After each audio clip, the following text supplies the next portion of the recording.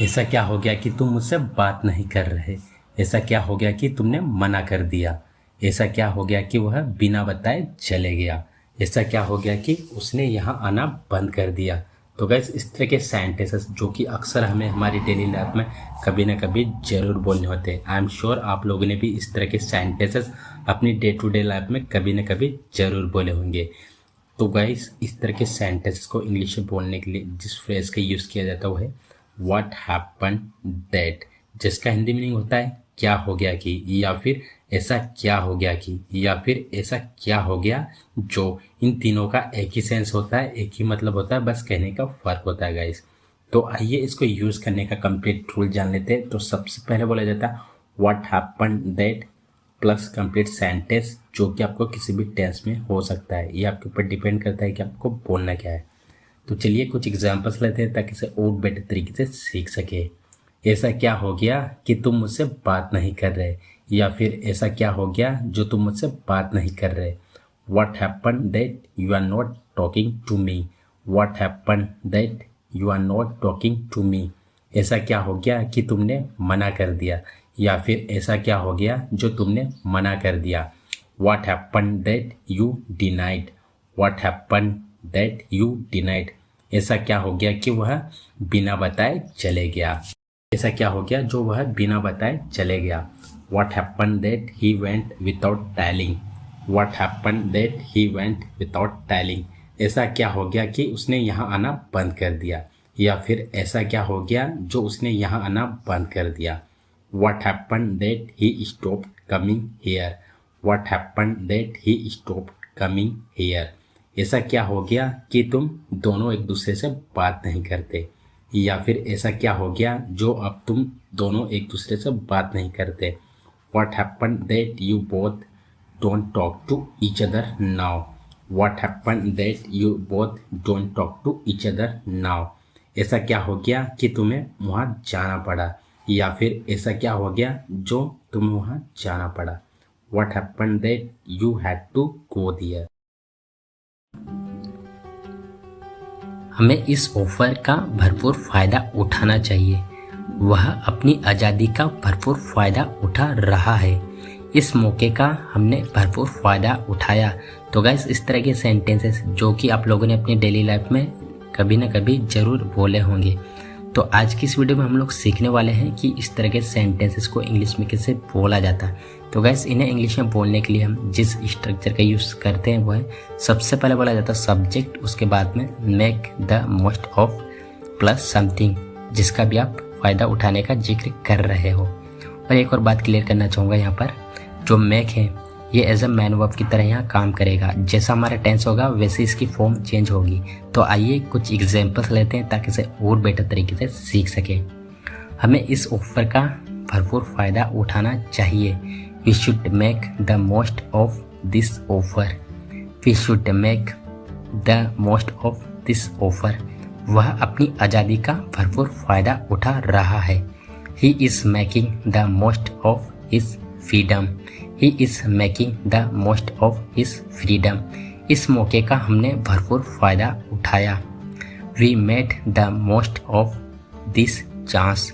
We made the most of this chance. उसने अपनी position का भरपूर फ़ायदा उठाया। He made the most of his position. He made the most of his position. उसे अपने टैलेंट का भरपूर फ़ायदा उठाना चाहिए। She should make the most of her talent. She should make the most of her talent. खबरदार अगर कुछ कहा तो, खबरदार अगर किसी को बता तो, खबरदार अगर उससे बात की तो, खबरदार अगर मेरे मोबाइल को हाथ भी लगा तो। तो गाइस इस तरह के सेंटेंसेस जो कि अक्सर हमें हमारी डेली लाइफ में कभी ना कभी ज़रूर बोलने होते हैं, जिनमें कि हमें बोलना होता है खबरदार। तो बस इस तरह के सभी सेंटेंसेस को इंग्लिश में बोलने के लिए बी अवेयर का यूज़ किया जाता है, जिसका हिंदी मीनिंग होता है खबरदार। आप इसकी जगह पे बी केयरफुल का भी यूज़ कर सकते हो, इसका भी सेम सेंस होता है। तो आइए इसको यूज़ करने का कंप्लीट रूल जान लेते हैं। तो सबसे पहले बोला जाता है बी अवेयर या फिर be careful plus complete sentence, जो कि आपका किसी भी टेंस में हो सकता है। ये आपके ऊपर डिपेंड करता है कि आपको बोलना क्या है। तो आइए एग्जाम्पल्स ले लेते हैं गाइस। खबरदार अगर कुछ कहा तो, be aware if you say anything, be aware if you say anything. खबरदार अगर किसी को बता तो, be aware if you tell anyone, be aware if you tell anyone. खबरदार अगर उससे बात की तो, be aware if you talk to him, be aware if you talk to him. खबरदार अगर मेरे मोबाइल को हाथ भी लगा तो, be aware if you even touch my mobile, be aware if you even touch my mobile. खबरदार अगर मुझे कॉल किया तो, be aware if you call me up, be aware if you call me up. खबरदार अगर उससे मिले तो, be aware if you meet her, be aware if you meet her. खबरदार अगर दोबारा ऐसा बोला तो, be aware if you speak again like this, be aware if you speak again like this. तो गाइस इसके अलावा बी अवेयर का भी यूज़ बता देता हूँ, जिसका हिंदी मीनिंग होता है से सावधान या फिर से बच के रहना। तो गाइस अक्सर आप लोगों ने देखा होगा लोगों के गेट पर लिखा होता है बी अवेयर ऑफ डॉग, मतलब कि कुत्तों से सावधान रहना या कुत्तों से सावधान रहें। बी अवेयर ऑफ स्ट्रेंजर्स, मतलब अजनबियों से सावधान रहे। बी अवेयर ऑफ स्नेचर्स, मतलब कि स्नेचर से सावधान रहे। एक तरह से देखा जाए तो यह सच है, एक तरह से देखा जाए तो वह सच बोल रहा था, एक तरह से देखा जाए तो यह सस्ता है। तो गाइस इस तरह के सेंटेंसेस जो कि अक्सर हमें हमारी डेली लाइफ में कभी ना कभी ज़रूर बोलने होते। आई एम श्योर आप लोगों ने भी इस तरह के सेंटेंसेस अपनी डेली लाइफ में कभी ना कभी ज़रूर बोले होंगे। तो गाइस इस तरह के सभी सेंटेंसेस को इंग्लिश में बोलने के लिए एक फ्रेज़ का यूज़ किया जाता है, in a way if we look closely, जिसका हिंदी मीनिंग होता है एक तरह से देखा जाए तो आइए इसको यूज़ करने का कंप्लीट रूल जान लेते हैं। तो सबसे पहले बोला जाता है in a way if we look closely plus complete sentence, जो कि आपको किसी भी टेंस में हो सकता है, किसी भी टेंस में आपको बोलना है, वो आपके ऊपर डिपेंड करता है कि बोलना क्या है। तो आइए कुछ एग्जांपल्स ले लेते हैं ताकि इसे और बेटर तरीके से सीख सके। एक तरह से देखा जाए तो यह सच है, in a way if we look closely it's true, in a way if we look closely it's true. एक तरह से देखा जाए तो वह सच बोल रहा था, in a way if we look closely he was speaking truth, in a way if we look closely he was speaking truth. एक तरह से देखा जाए तो यह सस्ता है, in a way if we look closely it is cheap, in a way if we look closely it is cheap.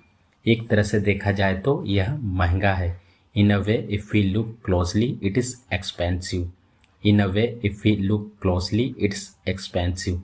एक तरह से देखा जाए तो उसे मना जा सकता था, in a way if we look closely could have been convinced, in a way if we look closely he could have been convinced।